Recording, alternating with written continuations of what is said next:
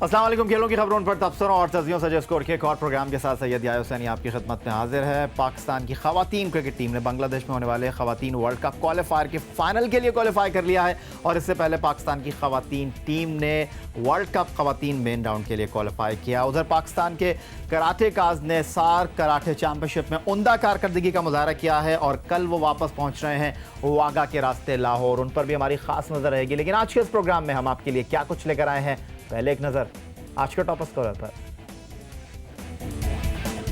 पाकिस्तान ने श्रीलंका के खिलाफ वनडे सीरीज की 4-1 से अपने नाम।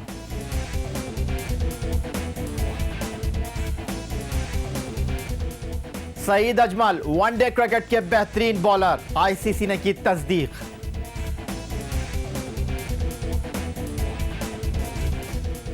वहाब रियाज को किस बुनियाद पर टीम से बाहर रखा गया, साबिक test fast bowler Sarfaraz Nawaz का सवाल। और पाक भारत दंगल, भारतीय पहलवान सत्येंद्र सिंह के नाम। प्रोग्राम की शुरुआत में बात करेंगे Sheikh Zayed cricket stadium Abu Dhabi का, जहां पांचवें और आखिरी एक रोजा मैच में 3 तब्दीलियों के साथ कामयाबी पाकिस्तान टीम के नाम रही और श्रीलंकन टीम जिसके कप्तान तिलकर दिलचन इस सीरीज में कुछ कर नहीं पाए, उनकी टीम टेस्ट सीरीज के बाद वनडे सीरीज में भी नाकामी रही।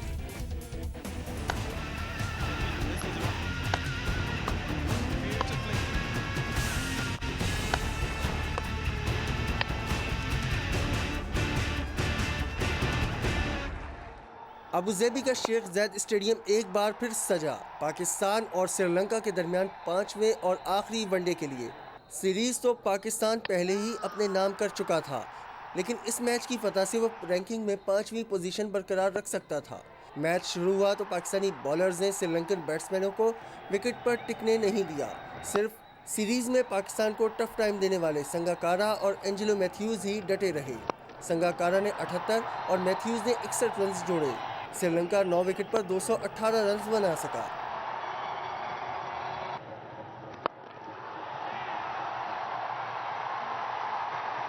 बाहिम्मत मिसबा 11 ने उमर अकमल और कप्तान मिसबाउल हक की निस्फ सेंचुरीज की बदौलत मतलूबा हदफ 7 विकेट पर हासिल कर लिया। शुएब मलिक एक बार फिर नाकाम रहे। मिसबा ने 66 और उमर अकमल ने 61 रन की इनिंग्स खेलकर न सिर्फ पाकिस्तान को मैच जितवाया बल्कि पाकिस्तान आईसीसी वनडे रैंकिंग में 5वीं पोजीशन बरकरार रखने में भी कामयाब हो गया।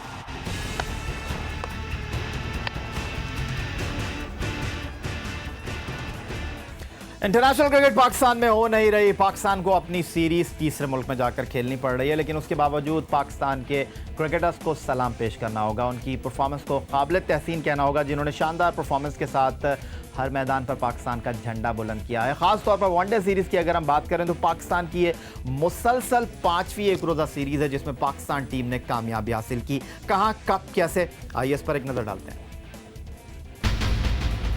पाकिस्तान टीम ने कीवी टीम को उसी की सरजमीन पर शाहिद आफरीदी की क़यादत में 3-2 से शिकस्त देकर सीरीज अपने नाम की।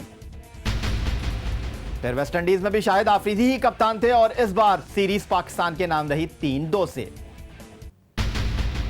आयरलैंड के खिलाफ कप्तान बदले मिसबाउल हक बने कप्तान। 2-0 से यहां पाकिस्तान जीता। फिर जिम्बाब्वे को जिम्बाब्वे में पाकिस्तान ने 3-0 की शिकस्त की हजीमत से किया 2-4 और अब पाकिस्तान ने श्रीलंका के खिलाफ 4-1 से सीरीज जीती और इस सीरीज में कामयाबी के बाद पाकिस्तान वनडे रैंकिंग में नंबर 6 से नंबर 5 पर और श्रीलंका नंबर 2 से स्लिप होकर नंबर 4 पर। पाकिस्तान टीम की परफॉर्मेंस की तो हमने बात कर ली, खिलाड़ियों की इस सीरीज में परफॉर्मेंस क्या रही। पाकिस्तान की जानिब से बूम बूम शाहिद आफरीदी की टीम में कामयाब वापसी हुई। पाकिस्तान के बैट्समैनों ने भी अच्छी परफॉर्मेंस का मुजाहरा किया, लेकिन परफॉर्मेंस पर अगर एक निगाह डालते हैं तो आइए देखते हैं बॉलिंग बैटिंग में कौन कहां खड़ा दिखाई देता है। बैटिंग में अगर हम बात करते हैं तो उमर अकमल 2 नेट सेंचुरियों के साथ 161 रन बनाकर टॉप पर। साबिक कप्तान यूनुस खान कहीं अच्छे खेले कहीं खराब, 150 रन। इमरान फरहत ने हफीज के साथ 133 रन किए और वो बैट्समैनों की फहरिस्त में आए नंबर 3 पर।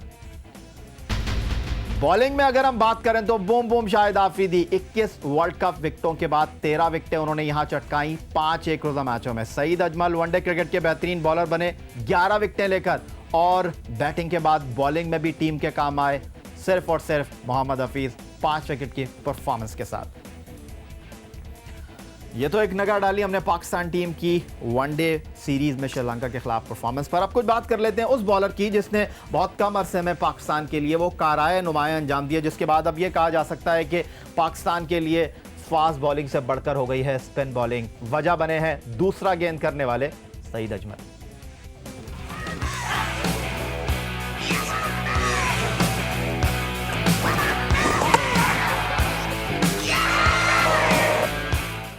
जब बैट्समैन को यह समझ ना आए कि सामने से आने वाली गेंद किस जानिब जाएगी, शक्ल पर परेशानी के आसार हों और फिर वो अपनी विकेट गंवा बैठे, तो यकीनन समझ जाइए कि गेंद सईद अजमल के हाथों में है, जो विकेट पर बैट्समैन को अपनी मर्जी से नचा सकते हैं।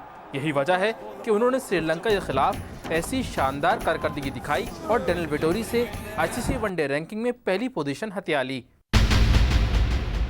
सईद अजमल ने 5 मैचेस की वनडे सीरीज में 11 श्रीलंकन विकेटों का शिकार किया। सारे श्रीलंकन बैट्समैन उनके सामने बेबस नजर आए। यही नहीं, वो दुनिया के बेहतरीन बैट्समैन तेंदुलकर को भी अपनी चालाक बॉलिंग से घुमा चुके हैं। यकीन नहीं आता तो खुद देख लें।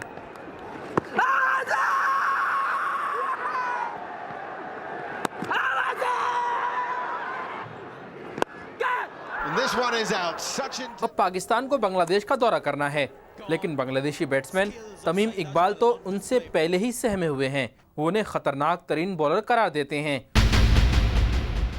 दुनिया के बैट्समैनों के लिए दूसरा सईद अजमल का सबसे खतरनाक हथियार है।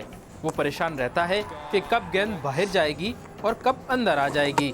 अपनी इन्हीं खतरनाक गेंदों की बदौलत उन्होंने पाकिस्तान को कई फतूहात दिलवाई हैं। पाकिस्तान क्रिकेट के लिए कामयाबियों के साथ साथ एक अच्छी खबर के खिलाड़ियों की इनफरादी कारकर्दगी भी सबसे आगे है और सबूत है सईद अजमल की वनडे रैंकिंग में टॉप पोजीशन। प्रोग्राम में वक्त हो एक छोटे से ब्रेक का। ब्रेक के बाद स्कोर में क्या कुछ आपका मुंतजर होगा। जस्टिस कुक ने जो वहाँ बात की है 3 प्लेयरों की, तो फिर तीनों को ड्रॉप करें। ये इमरान फरद को साथ लेके गए हुए हैं और बाकियों को कई इनको ड्रॉप कर दिया है।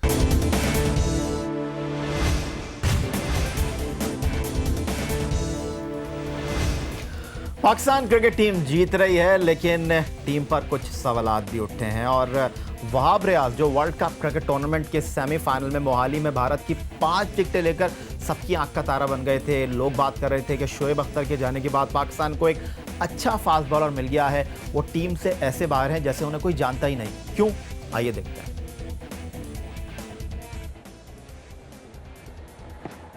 स्पॉट फिक्सिंग केस में पाकिस्तान जो बदनाम हुआ सो हुआ, लेकिन मोहम्मद आमिर और मोहम्मद आसिफ के जाने के बाद पाकिस्तान में फास्ट बॉलिंग के शोबे को शदीद धचका लगा।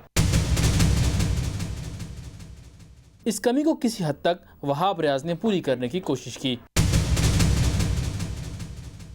वर्ल्ड कप में भारत के खिलाफ उनकी परफॉर्मेंस ने यकीनन दुनिया क्रिकेट पर साबित कर दिया था कि उनमें सलाहियत की कोई कमी नहीं। That's beautifully bowled. Still in a good position. Oh, bowled in. It's fasting in. लेकिन शायद उनकी किस्मत पर छाए स्याह बादल छटने का नाम ही नहीं ले रहे। यही वजह है कि इंग्लैंड में बुकी मजिर मजीद के हाथ से जैकेट पहनना उनके कैरियर पर ऐसा बदनुमा दाग बन गया जिससे जान छुड़ाना आसान नजर नहीं आ रहा। And that's the one that Riaz wanted. अगरचे स्कॉटलैंड यार्ड ने उन्हें तफ्तीश के बाद क्लियर भी कर दिया, लेकिन उधर लंदन में क्रिकेट करप्शन केस का फैसला आया। इधर आईसीसी ने वहाब रियाज और कामरान अकमल के खिलाफ तहकीकात का फैसला किया। यही वजह है कि श्रीलंका के खिलाफ टेस्ट सीरीज में उनको शामिल तो किया गया, लेकिन प्लेइंग 11 में उनकी शमूलियत नहीं हो सकी। फिर वनडे सीरीज और दौरा बांग्लादेश के लिए भी कौमी टीम में शामिल नहीं हुए। उनके खिलाफ कोई सबूत नहीं, लेकिन फिर भी वो नज़रअंदाज किए जा रहे हैं। क्रिकेट माहिरीन के मुताबिक कामरान अकमल के बारे में ये कहना दुरुस्त है कि वो अपनी नाकिस फॉर्म की वजह से टीम से बाहर हैं, लेकिन वहाब रियाज की कारकर्दगी अच्छी है, जबकि उन पर कोई पाबंदी भी नहीं। उन्हें कौमी स्क्वाड से बाहर रखने की एक वजह ये भी हो सकती है कि उनकी प्लेइंग 11 में शमूलियत के साथ ही एजाज चीमा और जुनैद खान में से किसी को ड्रॉप करना पड़ सकता है। जो बोर्ड में मौजूद उनकी सिफारिश करने वाले अफराद को कबूल नहीं। दूसरी जानिब अगर वहाब रियाज को आईसीसी के कहने पर कौमी टीम से अलग रखा जा रहा है तो सवाल ये पैदा होता है कि उन्हें सेंट्रल कॉन्ट्रैक्ट क्यों दिया गया है। ये तमाम सवालात अपनी जगह, लेकिन पाकिस्तान के साबिक test fast bowler Sarfaraz Nawaz तो कुछ और ही कहते हैं। आइए क्या कहते हैं वो भी आपको दिखा देते हैं। अब रेस्ट नौजवान खिलाड़ी को देना तो मेरा ख्याल है ऐसे मजाक करने वाली बात है। या तो कोई ऐसी सिफारिश आ गई थी कि एक दो फास्ट बॉलर को एडजस्ट करना था, सही, तो इसको कहा ये आप रेस्ट ही कर लो, हाँ, और उनको भेज दिया। सिफारिशें ये आप सही लाए घुमाकर। हाँ, तो दूसरी मैं ये चीज कहूंगा, जुए की बात तो उसके बाद आई है ना, जब ये तो आई है अक्टूबर में, हाँ, लेकिन ये तो बात सितंबर का दौरा था, उससे भी पहले जी अगस्त के एंड का। जी तो दूसरा मैं ये कहूंगा कि जस्टिस कुक ने जो वहाँ बात की है 3 प्लेयरों की, तो फिर तीनों को ड्रॉप करें। ये इमरान फरद को साथ लेके गए हुए हैं और बाकियों को कई इनको ड्रॉप कर दिया है, ये तो कोई जस्टिस नहीं है। सही। और उसके बाद मैं ये बात करना चाहता हूँ कि जुए के जो लोग इन्वॉल्व हैं या जिनके ऊपर शुबह है उनको फारिग कर दें। देखें, ऑस्ट्रेलिया ने डीन जोन्स को फारिग किया, उसके ऊपर उनको शुबह हो गया कि इसने जुआ किया, कोई बुला के कहा कि फेस करोगे चार्जेस को या इंटरनेशनल क्रिकेट से रिटायरमेंट का ऐलान करो। उसने इंटरनेशनल क्रिकेट से रिटायरमेंट का ऐलान कर दिया, तो उसके बाद बेशुमार अच्छी परफॉर्मेंसेस टीम में वापस नहीं आया। हमारे जो ये गैरतमंद बनती हैं बोर्ड वाले, गैरतमंद बनती हैं, मलक यूम की रिपोर्ट आई और उससे हट के उनसे ज़्यादा फायदे देने शुरू कर दिए 10 आदमियों को। अब आप देखें 2003 का वर्ल्ड कप, फिर वकार यूनुस कैप्टन, जुआ माफिया का फेवरेट है। ये तो साबिक टेस्ट क्रिकेटर सरफराज नवाज कह रहे थे, लेकिन पाकिस्तान क्रिकेट बोर्ड का इस तमाम सूरत हाल पर क्या मौक़िफ़ है, इस पर बात करेंगे पाकिस्तान क्रिकेट बोर्ड के मीडिया मैनेजर नदीम सरवर, जिन्होंने टेलीफोन लाइन पर हमें ज्वाइन किया है लाहौर से। नदीम सरवर साहब, वहाब रियाज एक बार फिर टीम में नहीं, क्या तबसरा करेंगे आप इस तमाम सूरत हाल पर? या मैं इस बारे में तो नहीं कह सकता कि सिलेक्शन, ये तो सिलेक्टर्स का काम है सिलेक्ट करना किसी को और या किसी को ना करना। और ये बल्कि मेरा ख्याल है कि अच्छी बात है कि पाकिस्तान के पास इतनी सारी स्ट्रेंथ है कि आपके पास एक एक पोजीशन पे 2-2, 3-3 प्लेयर्स मौजूद हैं। अब जाहिर है सिलेक्ट तो उनमें से 15 या 16 ही होते हैं, तो बाकी सारे के सारे अंडर कंसिडरेशन होते हैं सिलेक्टर्स के। नदीम सरवर साहब, आपकी बात से अगर हम इत्तेफाक कर भी लें, ये जो क़यास आराइयाँ की जा रही हैं कि वहाब रियाज को इस वजह से टीम में नहीं रखा गया, उस वजह से टीम से बाहर किया गया है, अगर कोई चार्ज नहीं है तो सेंट्रल कॉन्ट्रैक्ट क्यों दिया गया है, इस पर कुछ कहेंगे आप? ये कयास आराइयाँ तो जितनी मर्जी कर लें, लेकिन मतलब ये बिल्कुल अनफाउंडेड होती है नॉर्मली। आप ये देखें कि बहुत सारे जो सेंट्रल कॉन्ट्रैक्ट तो काफी सारे लड़कों के पास होता है, उनमें से सारे के सारे जो हैं वो टीम में नहीं होते हैं।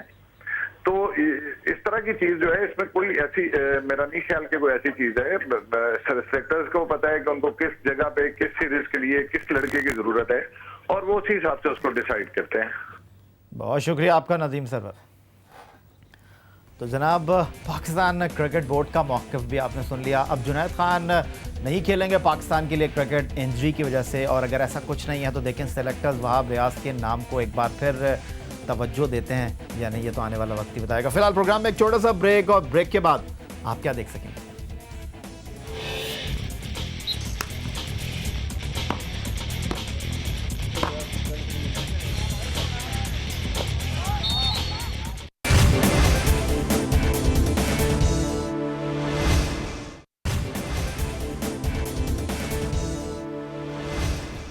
और अब चलेंगे लाहौर, जहां से हमारे साथ मौजूद है ओलंपियन पाकिस्तान हॉकी फेडरेशन के सेक्रेटरी आसिफ बाजवा साहब। आसिफ बाजवा साहब, ओलंपियंस को आप बुला रहे हैं, पहले आप उनकी तजलील कर रहे थे, उनको बुरा भला कह रहे थे, पुरानी गाड़ियां कह रहे थे, बड़ी जल्दी ख्याल आ गया आपको ओलंपियंस से राय लेने का?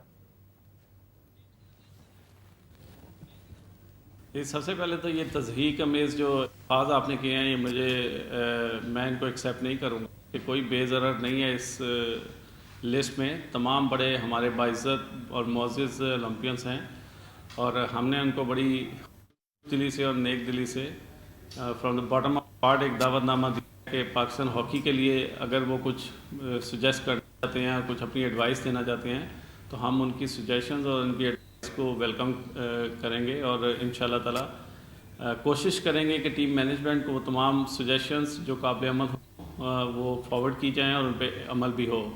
जहाँ तक आपके इस सवाल का दूसरा हिस्सा है कि आपने तख़ीर कर दी, इट्स नेवर टू लेट। मैं इसको ताख़ीर नहीं समझता। 8 महीने अभी ओलंपिक में बाकी हैं और हमारी अभी तक टीम फाइनल नहीं हुई।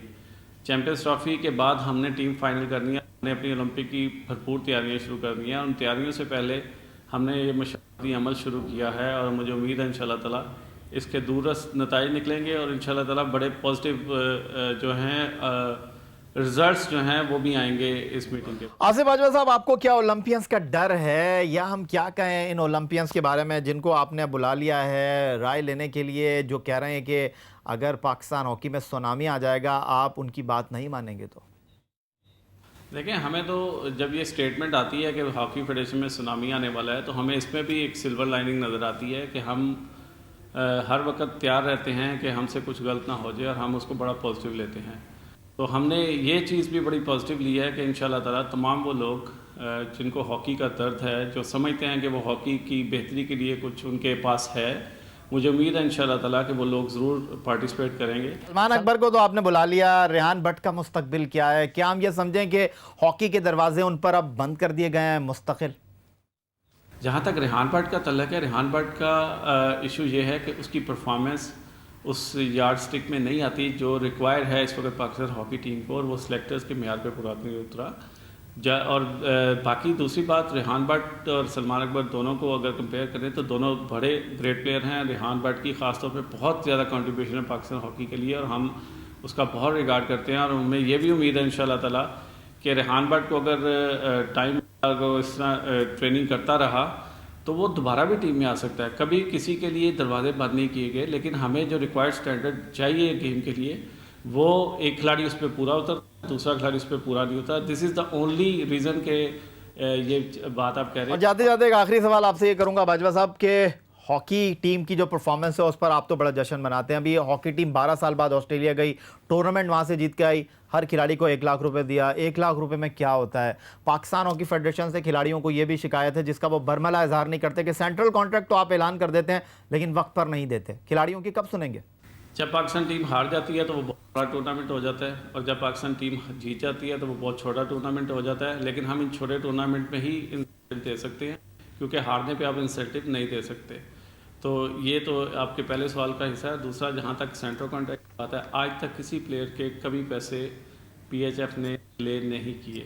हमेशा उनको इन टाइम सेंट्रल कॉन्ट्रैक्ट दिए गए हैं, उनके पैसे ट्रांसफ़र होते हैं अकाउंट्स में। तो मेरे ये शिकायत है कि सेंट्रल कॉन्ट्रैक्ट के पैसे पाकिस्तान हॉकी फेडरेशन ने कभी रोके हैं या दिए हैं। तो इन चीज़ों को तो बिल्कुल हमारी जो है वो अकाउंट्स डिपार्टमेंट में, आपके जो प्लेयर्स हैं उनके अकाउंट्स में भी ये पैसे इन टाइम जाते हैं। हमारे साथ मौजूद थे लाहौर से पाकिस्तान हॉकी फेडरेशन के सेक्रेटरी ओलंपियन आसिफ बाजवा, बता रहे थे ओलंपियंस को क्यों बुलाया, क्यों उनकी सजेशंस पाकिस्तान हॉकी के लिए अहमियत की हामिल है। अब कुछ बात कर लेते हैं उस दंगल की जो पाकिस्तान में हुआ लेकिन भारतीय पहलवान सत्येंद्र सिंह छाए रहे। जी हाँ, 3 दंगल और तीनों ही उन्हीं के नाम, और पाकिस्तानी पहलवान हर बार हुए चित।